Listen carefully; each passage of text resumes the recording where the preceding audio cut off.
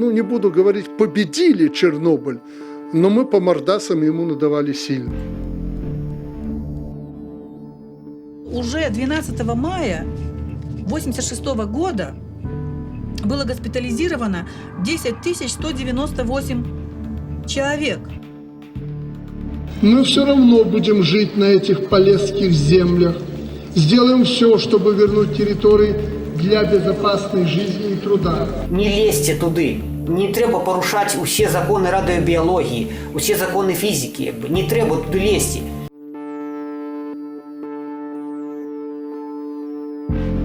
Горад Чарнобыль знаходзіцца на поўначы ўкраіны за 16 кіламетраў ад мяжы з Беларусю. 40 год таму гэта быў Савецкі Саюз. Чарнобыльская атамная станцыя імя Леніна была адной з найбуйнейшых. У ноч на 26 красавіка 1986 году там адбыўся выбух. Оперативную машину на выезд. Что там такое? Танечка, иди сюда быстрее, у нас атомная горит. Ой, мать.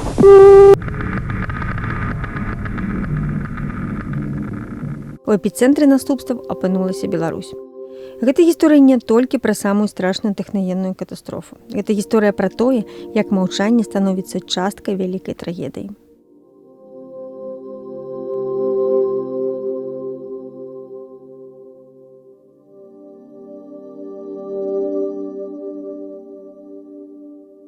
Чарнобыльская АЭС пачынае будавацца ў сакавіку 1970 году. 2 з 4 энергаблокаў пабудавалі ў 70-х годах. Будаўніцтва 2 астатніх завершылася ў 83 годзе. Менавіта на 4-м і адбыўся выбух. Што насамрэч адбылося? Паводле следства, асноўныя прычыны гэта памылкі персаналу і недасканалая канструкцыя рэактару. У красавіку 86-го 4-й энергаблок рыхтавалі да рамонту, а перад гэтым персанал меўся выпрабаваць новае абсталяванне. Падчас выпрабавання персанал здзейсніў памылку, магутнасць упала практычна да нуля.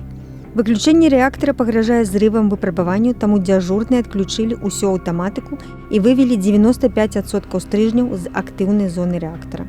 Пачалася ланцуговая рэакцыя, што выклікала перагрэў і павышэнне ціску ў сістэме ахалоджвання. Рэактар выйшаў з-пад кантролю. 1000-тонную накрыўку рэактара знесла выбухам. У 1 гадзіну 24 хвіліны адбыліся 2 цеплавыя выбухі. Яны прывялі да поўнага абрынання 4-го блоку. Адразу пасля катастрофы загінуў 31 чалавек. 115 000 чалавек былі эвакуяваныя з 30-кіламетровай зоны. У ліквідацыі наступстваў аварыі бралі ўдзел больш за 500 000 чалавек. У выніку аварыі адбыўся выкід 380 мільёнаў кюры радыеактыўных рэчываў, у тым ліку ізатопаў урану, плутонію, йоду, цэзію і стронцыю. 200 000 квадратных кіламетраў прыкладная тэрыторыя забруджвання радыенуклеідамі. Каля 70% прыпала на Беларусь. Маштаб катастрофы ў сотні разоў перавышаў выбух ядзернай бомбы ў Хірасіме.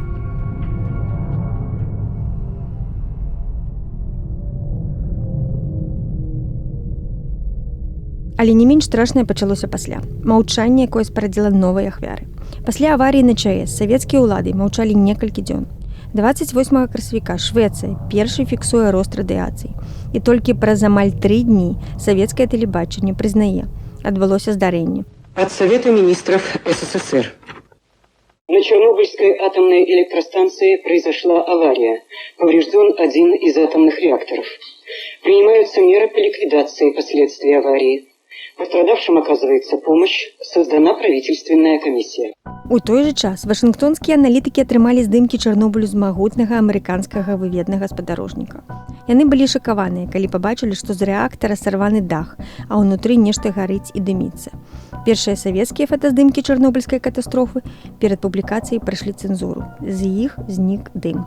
Сейчас мы вам покажем фотографию, сделанную одним из сотрудников Чернобыльской атомной электростанции спустя короткое время после аварии. Как вы можете сами убедиться, никаких гигантских, как пишут некоторые западные агентства, разрушений и пожаров нет. 26 красавіка 6-й навіной у тэлепраграме «Время» перадаецца ўрадавая заява, у якой абвяргаюцца заходнія паведамленні пра масавыя ахвяры. Некоторые агентства на Западе распространяют слухи о том, что якобы при аварии на АЭС погибли 1000 людей. Как уже сообщалось, фактически погибли 2 человека. Госпитализировано всего 197, из них 49 покинули госпиталь после обследования. Работа предприятий, колхозов, совхозов и учреждений идет нормально. 1 траўня ў Менску і Кіеве прайшлі традыцыйныя першамайскія дэманстрацыі, каб падкрэсліць, што ўсё нармальна. Толькі 1 траўня прынята рашэнне аб эвакуацыі жыхароў з 30-кіламетровай зоны вакол рэактара. Праўда, стала вядома значна пазней, ужо пасля распаду СССР, калі пачалі адкрывацца сакрэтныя дакументы. Тады і стала відавочна, маштаб катастрофы ведалі, але маўчалі. Былая народная дэпутатка СССР здолела атрымаць копіі сакрэтных матэрыялаў, каля 600 старонак дакладаў ЦК Кампартыі, складзеных яшчэ падчас ліквідацыі наступстваў. То есть в документах совершенно по-другому все виделось. Из документов стало очевидно, во-первых, что, значит, вот если взять протокол номер 12, вот здесь сказано, что уже 12 мая 1986 года было госпитализировано 10 198 человек, из которых 345 человек имеют признаки лучевого заболевания. И это 12 мая. И в это же время нам говорили, что ничего страшного нет. Все хорошо, дети не болеют и взрослые. То есть я увидела, насколько огромна была ложь. Як вынікае з тагачасных данесенняў КДБ, да 1986 году на ЧАЭС было 5 аварый, якія ўлады СССР засакрэцілі. Доктар біялагічных навук Рыгор Ганчаренко так узгадвае тыя падзеі ў інтэрв'ю Светлане Алексеевич, якое ўвайшло ў кнігу «Чернобыльская молитва». Народ как-то уже услышал, передавалось все это из уста в уста. Объявлений не было. Где-то какие-то все кулуарные разговоры. Вот. Я ходил по соседям, объяснял, что надо 2 капельки йода на стакан воды детям давать, потому что йод-131 начнет выпадать. Ни медицина, ни здравоохранение, никакой йодной профилактики, никаких сообщений. Наоборот. Где-то вот мы встретились с директором, он говорит, ну ты-то разбираешься, ты там перезвонил в Москве, я не буду называть его фамилию, потому что, так сказать, не все еще кончилось на самом деле.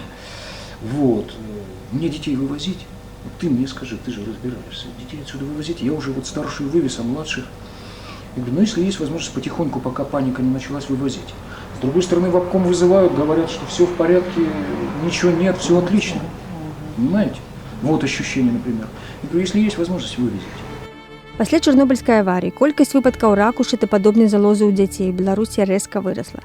Згодна з рэгістрам, створаным да катастрофы, за першыя 4 гады пасля аварыі з 86 па 89 было зарэгістравана 25 выпадкаў аперабельнага раку у дзяцей да 15 гадоў. Гэты лік павялічыўся да 431 у 90-94 гадах, 766 у 95-99 гадах і 808 у 2000-2003 гадах. Нягледзячы на спробы ўладаў утаіць інфармацыю, яна стала больш актыўна пранікаць у грамадства. Гэта было на пачатку на ўзроўні такіх побытавых размоваў, чутак, але потым у шпіталі пайшлі людзі, якіх закранула гэта аварыя з наступствамі, і гэта ўжо цяжка было утойваць. Таму і у нават савецкай прэсе пакрысе пачалі стрыманыя, але з'яўляцца публікацыі, дзе ўсё ж такі абмалёўвалася ступень гэтай небяспекі. Хаця, канешне, ўсё гэта вельмі дазавалася і цэнзуравалася. У Беларусі на грамадска-палітычным узроўні тэму Чарнобыля ўпершыню стаў падымаць Беларускі народны фронт. Упершыню ў восень 89 года прайшоў Чарнобыльскі шлях. У Менск тады на першы чарнобыльскі шлях у 89 годзе прыехалі сотні людзей з гэтых там з Брагінскага, Хойніцкага, Веткаўскага раёна, з раёнаў Магілёўскай вобласці. Ім міліцыя перашкаджала, міліцыя здымала іх з электрычак, там, з цягнікоў, з аўтобусаў, але все ж таки хтосьці прарваўся на чарнобыльскі шлях, выступіў на гэтым мітынгу, і яны сказалі правду. І, конечно, ўжо хаваць гэтую правду, тое, што адбываецца, тым аб'ёме, як хавалі яе раней, было просто немагчыма. У траўні 1990 года дэпутаты БНФ запатрабавалі расследавання абставінаў хавання інфармацыі аб чарнобыльскай катастрофе. Была ўтворана адмысловая часовая камісія Верховнага Савету. Фактычна, сутнасць гэтай камісіі можна укласці ў некалькі словаў, больш каротка. Камісія па выкрыванню хлусні пра Чарнобыль. Галоўная мэта на самом пачатку была такая: высветліць, у якой ступені вышэйшыя кіраўнікі Беларусі мелі інфармацыю пра тое, што здарылася на Чарнобыльскай АЭС і якія гэта можа быць наступствы. Дык вось, калі каротка, а мы апыталі десяткі чалавек, пачынаючы ад самых простых так званых людзей, ад калгаснікаў, ад навукоўцаў да акадэмікаў, міністраў і сакратароў ЦК, мы высветлілі, што ўжо праз некалькі дзён вышэйшае кіраўніцтва БССР, а менавіта першы сакратар ЦК Кампартыі Беларусі Слюнькоў, старшыня Саўміна Кавалёў, мелі ўсю неабходную інфармацыю, якая дазваляла б прыняць адпаведныя захады, каб, ну, ясна, не ліквідаваць вось гэтыя наступствы, яны на стагоддзі, а значна іх скараціць, уратаваць жыцці проста тысяч і тысяч людзей. Гэтыя словы пацвярджае і тагачасны старшыня Акадэміі навук БССР профессор Николай Борисевич. Приходит ко мне заместитель директора Института ядерной физики, который там в Соснах, и говорит: Николай Александрович, радиация, фон такой, которого мы никогда не видели. Я говорю: смотрите, там может у вас реактор, ну, научный такой, для научных исследований реактор. Смотрите там, пойдите, проедьте, сядьте на машину километров 5 от вашего реактора. Ой, мы поехали в лес, так там тоже висит все это на соснах, и такое излучение сильное. Ну, тогда, значит, а Нестеренко, директор Института ядерной энергии, в это время в Москве был. И там узнал, что это рванул реактор, позвонил мне. Ну, тогда стало ясно, мы уже тогда принимали всяческие меры, чтобы, ну, населению сообщить, чтобы государственные лидеры наши это знали, ну, они-то уже знали. Им позвонили, но меры надо было. Але тагачасны кіраўнік Беларусі, сакратар ЦК Кампартыі Миколай Слюнкоў выбраў іншае рашэнне. Слюнков очень отнесся, это некорректно, если так выразиться. Мы приехали с Нестеренкой, к нему привезли карту, уже сняли, где что засыпано. Он ее... сейф, не надо делать панику. Сел и уехал в отпуск. Вот так. Первый секретарь. Выселять надо людей. Что ты делаешь? Не надо задерживаться даже сутки. А еще же это вот зона, которая больше всего пострадала, эти районы 3 или 4.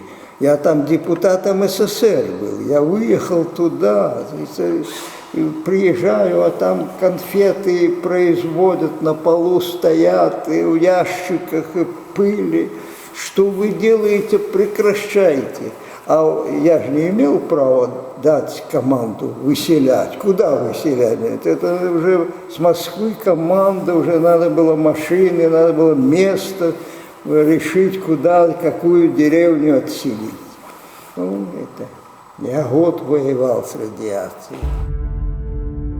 Паводле Сергея Навумчыка, камісіі ўдалося высветліць, што існаваў загад. Людзям, якіх адсялялі з найбольш забруджаных тэрыторый, масава ставілі дыягназ вегетасасудзістая дыстанія. Было 5 мая 1986 года, праз 10 дзён пасля катастрофы. Вегетасасудзістая дыстанія – гэта такая хвароба, ну, нервовае расстройство нервовой сістэмы. Ведаеце, ну, вот чалавека пераселілі, ну, ён так ясна, з кватэры ў кватэру пераязджаеш, будзеш хвалявацца. Ну, вот яго стрэс, ну, трэба супакоіцца, там, папіць зёлак нейкіх, спакойную музыку паслухаць, пагуляць, вот толькі і ўсяго. Але змянялі не толькі дыягназы. Улады таксама павысілі дапушчальную для чалавека дозу радыяцыі ў 5 разоў. Когда повысили уровень дозы, все эти люди, которые были больные, они вдруг кавычках, оказались здоровыми. Они все были выписаны и разъехались кто куда по своим домам. Это было просто преступно. Прафесор Гомельскага універсітэту Юрый Бандажэўскі з самага пачатку вывучаў здароўе жыхароў забруджаных рэгіёнаў. Ён адзін з першых адкрыў прычынна-выніковую сувязь паміж уздзеяннем малых доз радыяцыі на арганізм чалавека і ўзнікненнем сур'ёзных захворванняў. У 1999 годзе яго асудзілі на 8 гадоў турмы, нібыта за хабар. Аднак беларускія міжнародныя праваабарончыя арганізацыі называюць гэту справу сфабрыкаванай, бо ягоныя навуковыя высновы супярэчылі афіцыйным дадзеным. Бандажэўскі катэгарычна выступаў і супраць выкарыстання забруджаных земляў у сельскай гаспадарцы, але беларускія ўлады маюць адваротную пазіцыю. Государство не бросило эти земли, вкладывает серьезные ресурсы. Пострадавшие территории снова возвращаются к жизни. Это не просто история из книг. Это история про честь, отвагу и самоотверженность. Навукоўцы сцвярджаюць іншае, небяспека нікуды не знікла. У радыялогіі, у радыяцыйнай экалогіі лічыцца, што ізатопы нейкія, яны прыходзяць да, скажем так, да фонавай нормы, калі праходзіць 10 паўраспадаў. Разумееце? То бок актыўнасць зніжаецца ў 1024 раза, у 10 паўраспадаў. Зараз мы назіраем толькі 1/10 частку.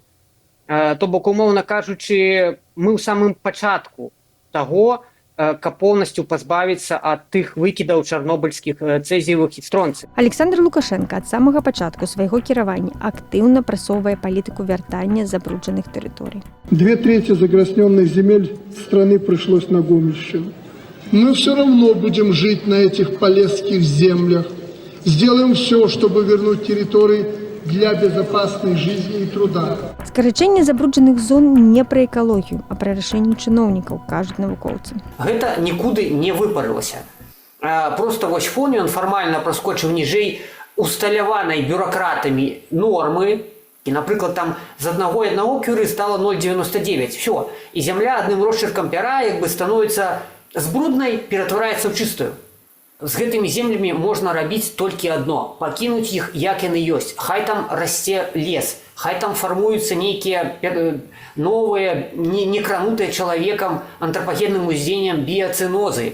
Хай гэта ўсё будзе так, як яно ёсць. Хай гэтыя ізатопы ідуць і глыбей у падсцілку, як бы. Не чапайце іх.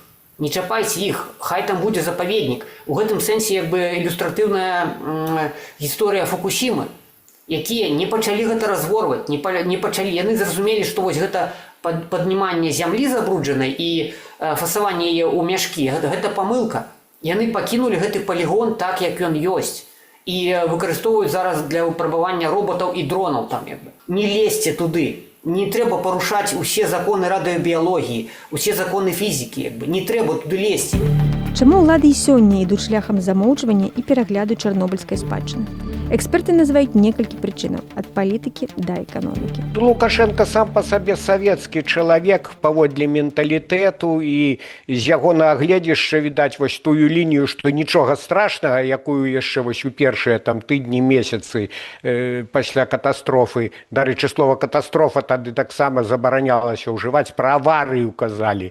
Так што Лукашенко па сутнасці працягвае вось тую лінію. Нічога страшнага, ўсё пад кантролем, кожны кавалачак з зямлі апрацаваны. Навошта гэта робіцца? Для того, каб дзяржава магла моментальна абрэзаць людзям чарнобыльскія льготы, па-першае, а па-другое, каб адправіць на гэтыя вылічаныя землі, так бы казаць, трактары сеяць нешта на экспорт. То бок, усё робіцца толькі дзеля мінімізацыі дзяржаўных датацый на ликвидацию наступства катастрофы. Вещь, которую я всегда подчеркиваю, это то, что мы, не буду говорить, победили Чернобыль, но мы по мордасам ему надавали сильно.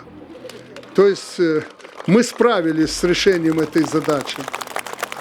Нашы героі кажуць, беларусам усё жыццё прыйдзецца жыць з радыяцыяй, і важна самім ведаць і дбаць пра сваю бяспеку. У кожнай сям'і, якія зараз у Беларусі знаходзяцца на гэтых тэрыторыях, нават не знаходзяцца на гэтых тэрыторыях, павінен быць дазіметр. Гэта самае галоўнае. Па-другое, чытаць навіны, чытаць інфармацыю з незалежных медыяў, якія вельмі моцна сочаць за гэтай тэмай. І па-трэцяе, гэта, канешне, забяспечыць сабе рэспіраторную абарону. То бок нейкія нават старыя савецкія фільтруючыя супраць газы, як бы, вось гэтыя паўмаскі, якія выкарыстоўвалі падчас ковіду, як бы, галоўная радыяцыя пры разворванні нейкіх глебаў, пры нейкіх там выкідах гэтага пылу радыеактыўнага, яно ўсё паступае праз паветра. Таму як бы вось гэта галоўнае, як бы засцерагчы сваё дыханне ад радыенуклідаў, як бы, і бачыць, дзе яны, што яны. Калі ўявіць сабе, што здараецца нейкая страшная тэхнагенная катастрофа, то можна з вялікай доляй імавернасці прагназаваць, што цяперашняя ўлада, паколькі ў яе такія ж саўковыя замашкі, такая ж ментальнасць, яна будзе паводзіць сябе прыблізна так, як тады паводзілі сябе камуністычныя ўлады. Варта раіць, каб яны ўсё ж такі не страчвалі інтарэс да незалежных крыніц інфармацыі.